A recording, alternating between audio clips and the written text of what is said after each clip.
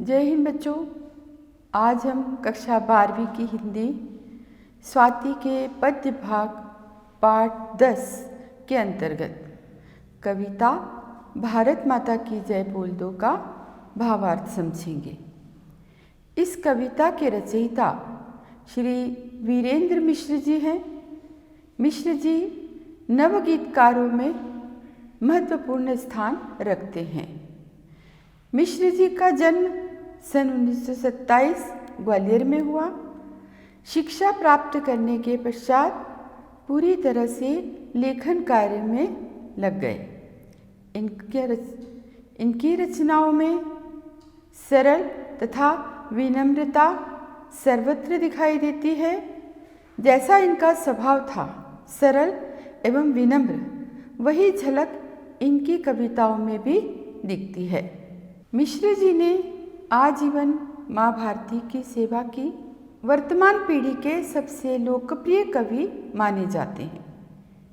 इनकी रचनाओं में सामाजिक, सांस्कृतिक तथा राष्ट्रीय धरातल अत्यंत सबल है। इन्होंने जनमानस में देश के प्रति आस्था और विश्वास को जागृत किया है।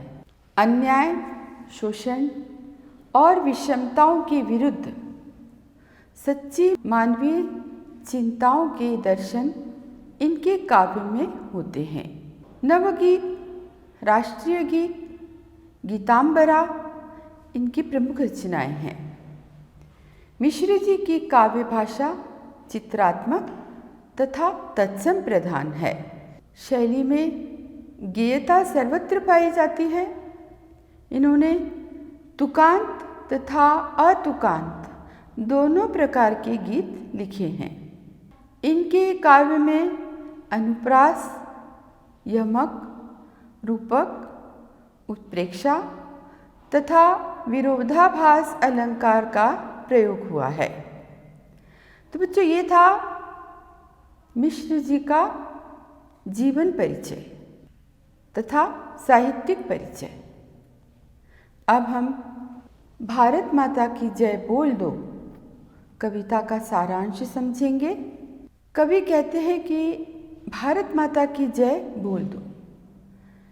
इस कविता में कवि ने ओजपूर्ण भावों की अभिव्यक्ति की है। अपनी इस कविता के माध्यम से भारतवासियों से वे अपनी मातृभूमि को विजयी बनाने की बात कहते हैं। देश के प्रति प्रेम, प्रकृति के प्रति प्रेम का चित्रण तथा साथ ही समाज के विभिन्न रूपों का चित्रण इस कविता में दिखाई देता है। वे अपने आप को सच्चे अर्थों में संस्कृति के पुजारी एवं रक्षक मानते हैं। सांस्कृतिक चेतना तथा प्राकृतिक सौंदर्य का वर्णन इन्होंने अपनी इस कविता में किया है। भारतवासियों से भारत माता को विजयी बनाने का आह्वान इस कविता का मूल उद्देश्य है।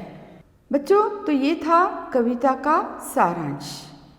अब हम पदों की व्याख्या समझेंगे। सर्वप्रथम संकेत।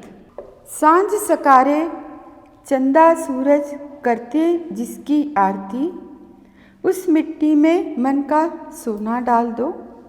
ग्रह नक्षत्रों भारत की जय बोल दो। वह माली है, वह खुशबू है, हम चमन, वह मूरत है, वह मंदिर है, हम नमन। छाया है माथे पर आशीर्वाद सा, वह संस्कृतियों के मीठे संवाद सा। उसकी तहरी पर अपना माथा टेक कर हम उन्नत होते हैं उसको देखकर। ऋतुओं उसको नित्य नूतन परिधान दो। झुलस रही है धरती सावन दान दो। सरल नहीं परिवर्तन में मन ढालना, हर पर्वत से भगीरथी निकालना। तो बच्चों, ये था संकेत। सर्वप्रथम संदर्भ। प्रस्तुत पद्यांश हमारी पाठ्य पुस्तक स्वाति के पाठ विविधा के अंतर्गत भारत माता की जय बोल दो से ली गई है। इसके कवि श्री वीरेंद्र मिश्र जी हैं। प्रसंग: प्रस्तुत पंक्तियों में कवि ने भारत के प्राकृतिक सौंदर्य का वर्णन कर इसकी विरासत को बनाए रखने का अनुरोध नवयुवकों से किया है। बच्चों, कुछ कठिन शब्दार्थ हैं। सांझ अर्थात शाम, सकारे अर्थात सुबह, ग्रह नक्षत्र अर्थात आकाशीय पिंड, प्रतीक अर्थ में आम जनता, माली अर्थात रक्षक, चमन अर्थात बगीचा, देहरी अर्थात दरवाजा, टेक कर अर्थात स्पर्श करके, नूतन अर्थात नवीन, परिधान अर्थात वस्त्र, झुलसाना यानी गर्मी से व्याकुल होना, भगीरथी अर्थात गंगा। तो बच्चों, ये थे कठिन शब्दार्थ। अब हम व्याख्या समझेंगे। प्रस्तुत पंक्तियों में कवि कहते हैं कि जिस देश का गुणगान सूर्य एवं चंद्रमा सुबह शाम करते हैं, ऐसी भारत माता की सेवा हमें भी करनी चाहिए और संपूर्ण तन मन लगाकर करनी चाहिए। भारत माता की जय बोलने से अपनी पूरी शक्ति लगा दो। तात्पर्य है, भारत की उन्नति के लिए युवा शक्ति अपनी पूरी शक्ति लगाकर भारत को उन्नति के रास्ते पर ले जाए, क्योंकि इस देश के अन्न जल खाकर हम बड़े हुए हैं। इसीलिए हमें अपने देश के प्रति कृतज्ञता का भाव होना चाहिए। हमारा देश एक देव प्रतिमा के समान है। देव अर्थात ईश्वर। जिस प्रकार हम ईश्वर की प्रतिमा के आगे नतमस्तक हो जाते हैं, उसी प्रकार इस देश की प्रतिमा अर्थात देश की धरती के प्रति हमें नतमस्तक होना चाहिए। इसीलिए सदैव इसको अपना नमन अर्पित करते रहना चाहिए। हम देश की छत्र छाया में रहते हैं। इस देश की विभिन्न संस्कृतियों का आपस में मधुर संबंध हो, आचार विचार में मधुरता हो।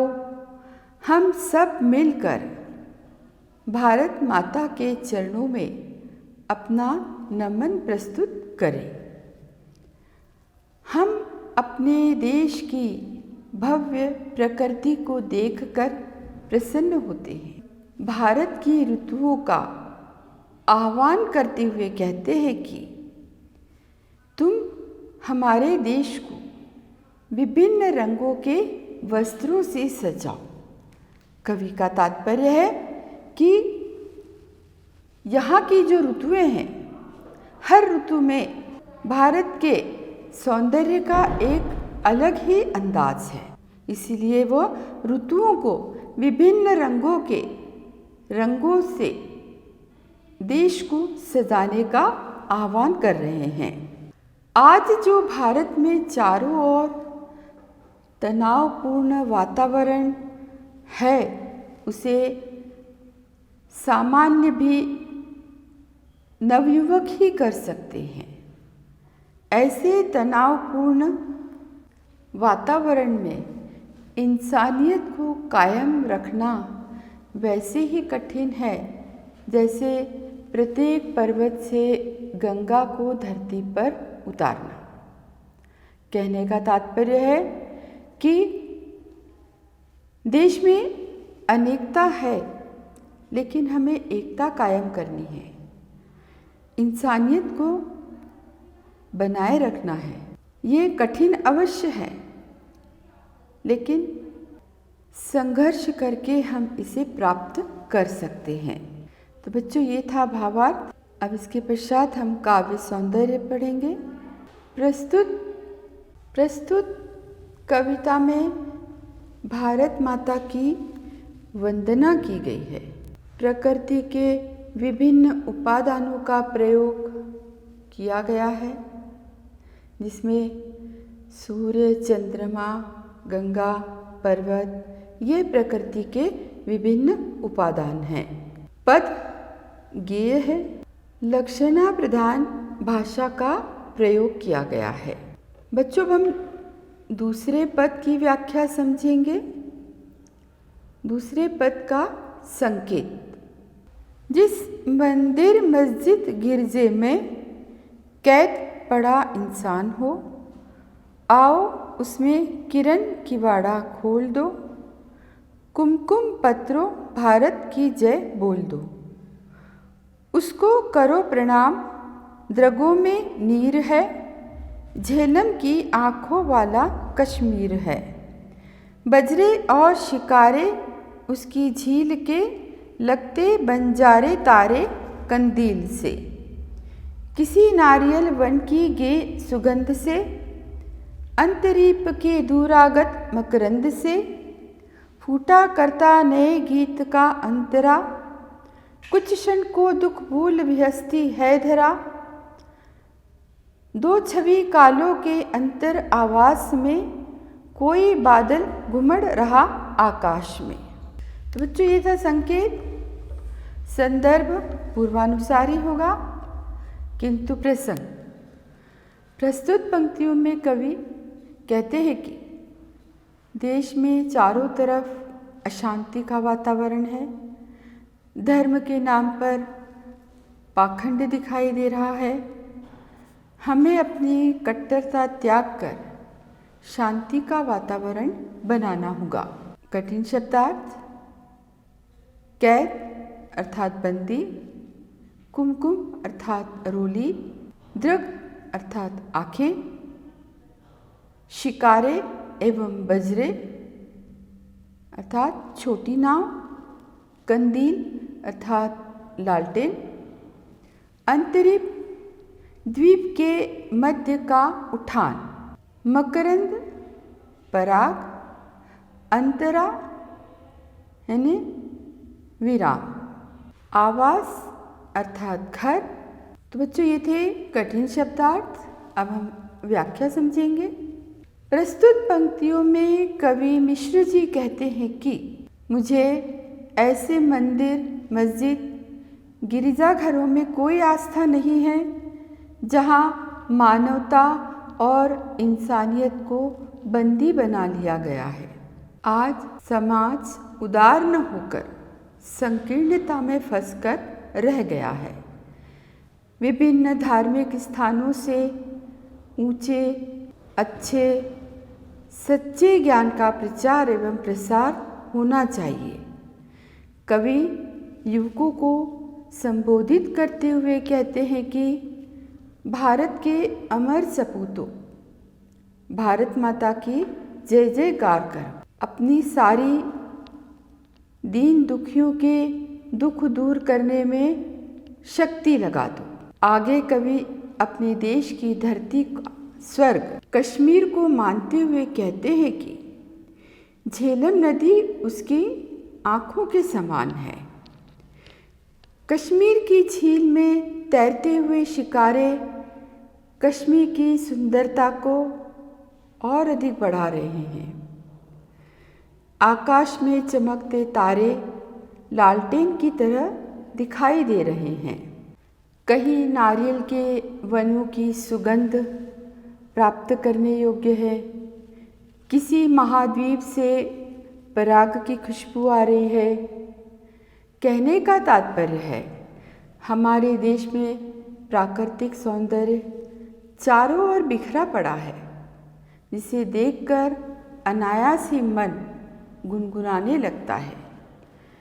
धरती माता भी अपने सारे पहले के दुखों को भूलकर प्रसन्न हो जाती है। धरती पर चारों तरफ हर्षोल्लास का वातावरण छा जाता है। स्वतंत्रता के पूर्व की स्थिति तथा बाद की स्थिति में हमें बलिदानों को याद कराती है। कहने का तात्पर्य है कि लगभग 200 वर्षों की गुलामी के बाद हमने जो आज़ादी प्राप्त की है और उसमें इतने अधिक भारतीयों के बलिदान हुए हैं, उन बलिदानों को हमें हमेशा याद रखना है और आने वाले समय में अपने देश की सुरक्षा करनी है। अंत में कवि कहते हैं कि जिस प्रकार बादल आकाश में घुमड़ते हैं, उसी प्रकार हमारे अंतर्मन में भी देश के प्रति प्रेम और सद्भाव के भाव उमड़ते रहना चाहिए। कहने का तात्पर्य है इस देश के लिए हम अपना सर्वस्व निछावर करने की भावना अपने मन में सदैव जागृत रखें। तो बच्चों, ये था भावार्थ। अब है काव्य सौंदर्य। काव्य सौंदर्य के अंतर्गत तत्सम शब्दों का प्रयोग किया गया है। गेय पद है, साथ ही संगीतात्मकता भी दिखाई देती है। तुकांत शैली का प्रयोग हुआ है। अनुप्रास अलंकार की छटा दर्शनीय है। देश की भूमि को अर्थात भारत माता के समस्त भूमि को सर्वश्रेष्ठ घोषित किया है। सर्जन की मंगल बेला में धूमकेतु क्या चाहता, बच्चों की पावन उत्सुकता तौल दो, देशज मित्रों भारत की जय बोल दो।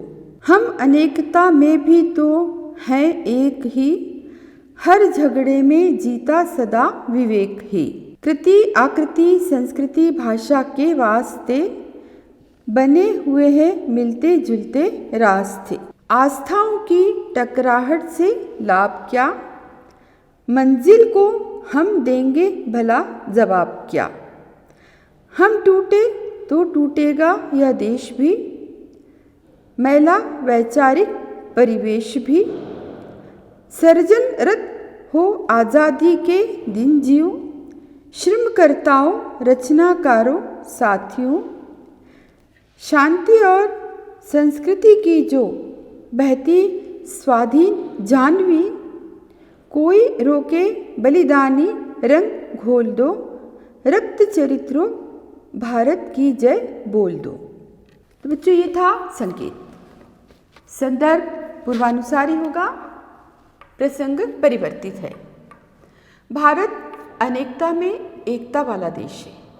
प्रस्तुत पंक्तियों में आज़ादी के बाद की परिस्थितियों का वर्णन किया गया है। अब कठिन शब्दार्थ। सर्जन अर्थात रचनात्मकता, मंगल वेला अर्थात पावन समय, उत्सुकता अर्थात जिज्ञासा, धूमकेतु पुच्छल तारा, परंतु कविता में पुच्छल तारा अलगाववादी शक्तियों के लिए प्रयुक्त हुआ है। देशज अर्थात पड़ोसी देश, विवेक अर्थात ज्ञान। तो ये थे कठिन शब्दार्थ। अब हम व्याख्या समझेंगे। कवि मिश्र जी इन पंक्तियों में कहते हैं कि हम आज़ाद हो गए और नवनिर्माण की पावन बेला है, अर्थात लगभग 200 वर्षों की गुलामी से हम आज़ाद हुए हैं। तो आज़ाद भारत में सब कुछ नया बनाने का पवित्र समय आ गया है, किंतु कुछ ऐसी विभाजित करने वाली शक्तियाँ भी हमारे देश में कार्य कर रही हैं, जो कि हमारी उन्नति को रोकना चाहती हैं। जिस प्रकार आकाश में धूमकेतु तारा होता है, ऐसे ही हमारे देश में कुछ ऐसी शक्तियाँ हैं जो हमें तोड़ने का प्रयास कर रही हैं। कवि यहाँ पर नवयुवकों को सावधान करते हुए कहता है कि हमें ऐसी विभाजित करने वाली शक्तियों से सावधान रहना है और देश को सतत उन्नति के मार्ग पर आगे बढ़ाते हुए चलना है। अगर हमने ऐसा नहीं किया और आपस में ही लड़कर विभाजित हो गए तो हम आने वाली पीढ़ी को क्या संदेश देंगे? आने वाली पीढ़ी के मन में स्वतंत्र भारत को लेकर अनेक आशाएं हैं तथा जिज्ञासाएं भी हैं। उन पर युवा विचार करें।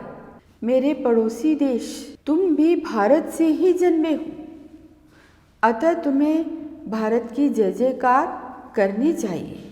भारत में विभिन्न भाषा, धर्म, संस्कार, संस्कृति, रूप रंग, छोटे बड़े सभी तरह के लोग हैं।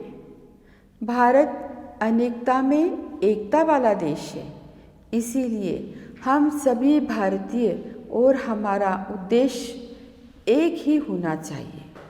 भारत को स्वतंत्र बनाए रखना, यही हमारा उद्देश्य होना चाहिए। परंपराओं और रीति रिवाजों को लेकर आपस में टकरा कर हमें कुछ भी हासिल नहीं होगा।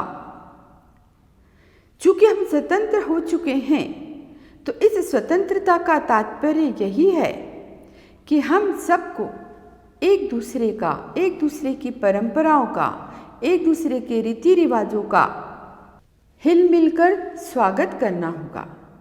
सभी को अपने प्रति आस्था रखनी होगी।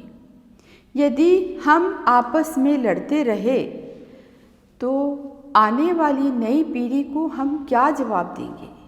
हम उन्हें अपने संस्कार, अपनी संस्कृति, अपने रीति रिवाजों से किस प्रकार अवगत कराएंगे?